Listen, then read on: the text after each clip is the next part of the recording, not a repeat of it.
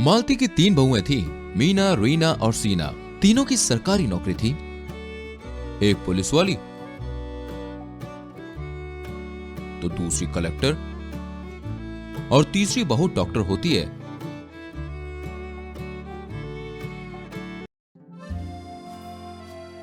वही मालती भी रिटायर्ड जज थी। वैसे तो तीनों में सब कुछ ठीक ठाक था, लेकिन वो कहते हैं ना, जहां भाई 4 बर्तन होते हैं वहां खटर पटर तो होती ही है। कुछ ऐसा ही हाल मालती जी के घर में भी था।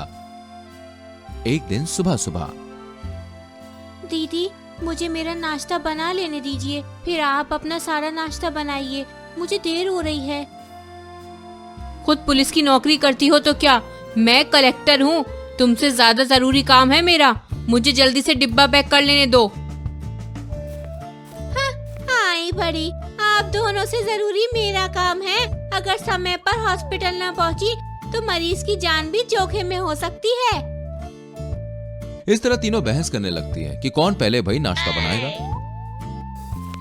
ये सुबह सुबह घर को जंग का मैदान क्यों बना रखा है? रोजाना अलग अलग नाश्ता बनाना जरूरी है क्या?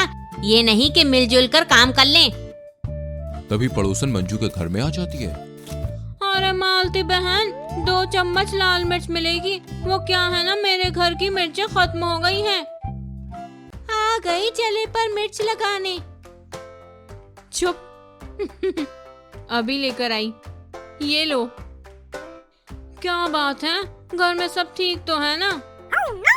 आपको क्या करना मंजू आंटी, आपकी बहू आपके बेटे को रोज सुबह बेल्ट मारकर उठाती है। वो पुलिस स्टेशन में कंप्लेन करने आता है। मैंने आपको कुछ कहा नहीं ना? तो हमारे घर की इंक्वायरी क्यों कर रही हैं आप? हाँ। बहू ये क्या तरीका है? उनको क्या हक है हमारे घर की बात जानने का? फिर सारी बहुएं अपना अपना काम निपटाकर वहां से चली जाती हैं।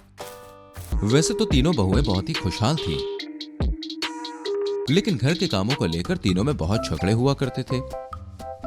ऐसे ही एक दिन जब तीनों झगड़ रही होती हैं, तभी चुप हो जाओ तीनों। कहने को तो मैं एक जमाने में इस शहर की सबसे बड़ी जज थी, लेकिन यहाँ तो मैं अपने ही घर के मसलों का फैसला नहीं कर पाती हूँ।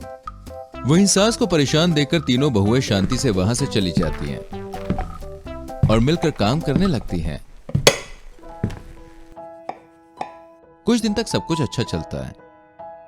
फिर एक दिन घर में मालती की बहन कांति आती है। कांति थोड़ी सी चुगलखोर टाइप होती है। उसे पता था कि मालती की चुगलियों का कांति पर कोई भी असर नहीं होने वाला है, इसलिए वो मालती की तीनों सरकारी बहुओं को अपना शिकार बनाती है। इसकी तो तीनों बहुएं टॉप क्लास हैं। मेरी एक निठल्ली आरती बहू कुछ नहीं करती, आलसी कहीं की। वही कांति से मालती के घर की सुख शांति देखी नहीं जाती, जिस कारण वो बहुओं के कान भरती है।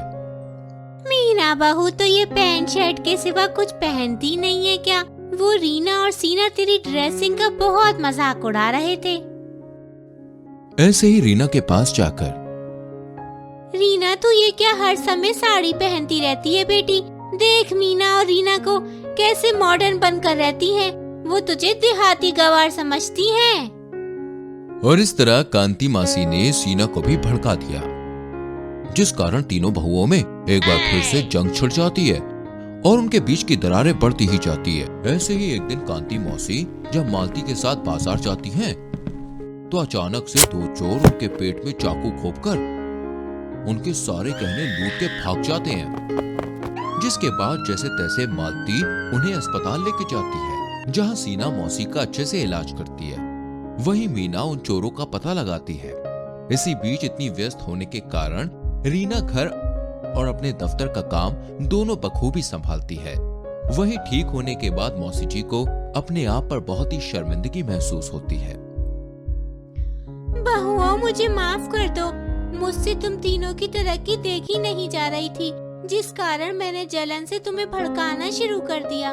लेकिन तुम तीनों वाकई बहुत अच्छी हो सके तो मुझे माफ कर देना बेटा। इसके बाद तीनों बहुएं कांति को माफ कर देती हैं। वहीं ठीक होने के बाद कांति अपने घर वापस चली जाती है और तीनों सरकारी बहुएं मिलजुल कर घर और काम दोनों को संभालती हैं और हंसी खुशी साथ में रहती हैं।